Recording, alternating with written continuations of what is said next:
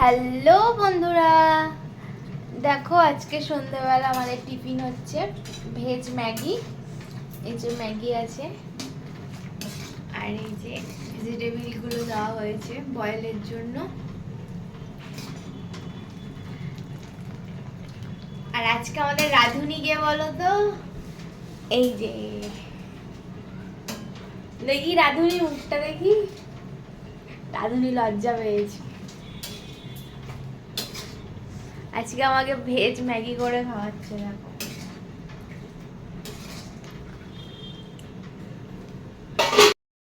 দেখো বন্ধুরা, এটা হলো আমাদের ম্যাগির ফাইনাল লুক। দেখো, এটা স্যুপ রাখা হয়েছে গরম গরম খাবো বলে।